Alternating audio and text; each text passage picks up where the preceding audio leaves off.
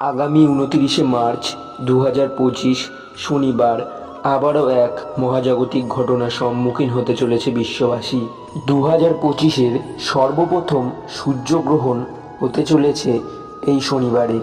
ভর দুপুরেই এই শনিবার দিন পৃথিবীর কিছু অংশে সন্ধ্যা নেমে আসবে, অর্থাৎ অন্ধকার হয়ে যাবে।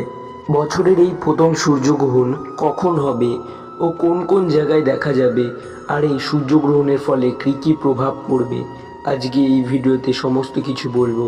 তাই বন্ধুরা, আজকের ভিডিওটি অবশ্যই সম্পূর্ণ দেখবেন। আর ভিডিওটি ভালো লাগলে ভিডিওটিকে একটি লাইক করে আমাদের চ্যানেলটিকে সাবস্ক্রাইব করে দেবেন। আশা করি এই ভিডিও থেকে ২৯ মার্চের সূর্যগ্রহণের যাবতীয় সব ঘটনা পেয়ে যাবেন।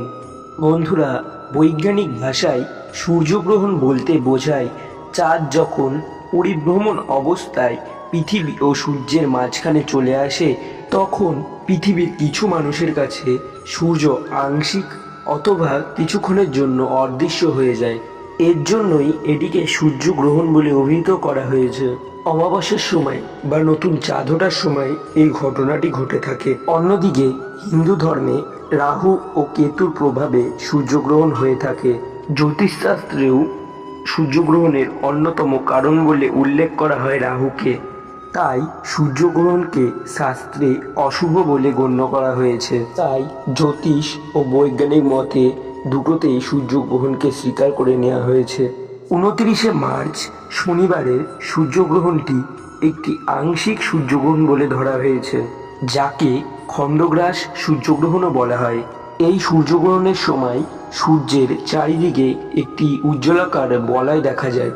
এটি রিং অফ ফায়ার নামে পরিচিত।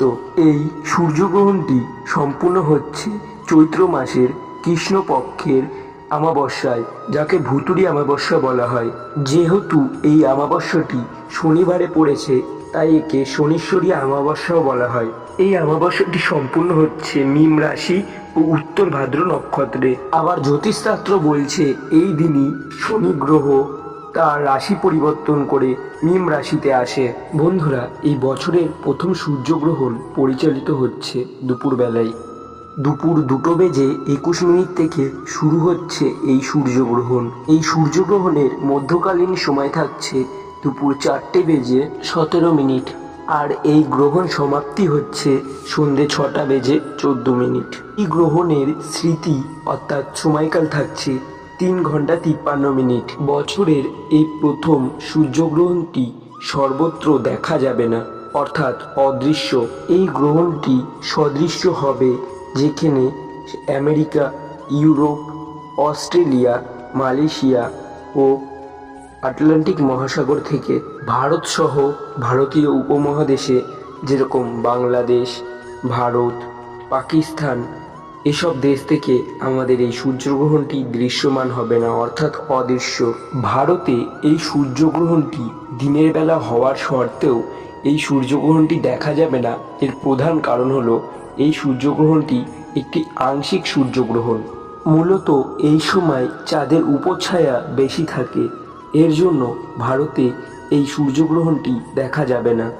আর শাস্ত্র মতে এই অদৃশ্য সূর্যগ্রহণে কোনো সূতবকাল বৈধ নয়। এখানে সূতবকাল বলতে বোঝায় সূর্যগ্রহণের পূর্ববর্তী 12 ঘন্টা সময় এবং পরবর্তী 12 ঘন্টা সময়।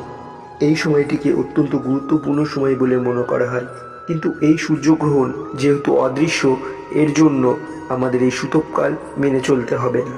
একইভাবে এই অদৃশ্য সূর্যগ্রহণে পাক প্রকার পরিতত্ত্বর কোনো বিধি নিষেধ নেই, অর্থাৎ না রান্না করা খাবার কখনোই ফেলে দেবেন না। এই আংশিক বা খণ্ডগ্রাস সূর্যগ্রহণের সূতবকাল বৈধ না হলেও সূর্যগ্রহণের যেই মূল সময়টুকু, এটি কিন্তু খুব গুরুত্বপূর্ণ। এই সময়কালে যাবতীয় সূর্যগ্রহণের বিভিন্ন বিষয়গুলি অবশ্যই মেনে চলবেন। যেরকম সূর্যগ্রহণের সময় কোনো খাবার খাবেন না এবং বিভিন্ন লঙ্ঘনীয় বিষয়গুলি অবশ্যই মেনে চলবেন।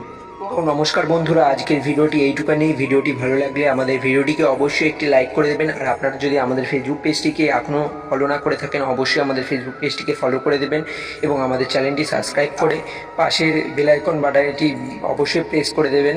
তো আজকের ভিডিওটি এইটুখানি। আপনারা ভালো থাকুন, সুস্থ থাকুন। জয় শ্রীকৃষ্ণ।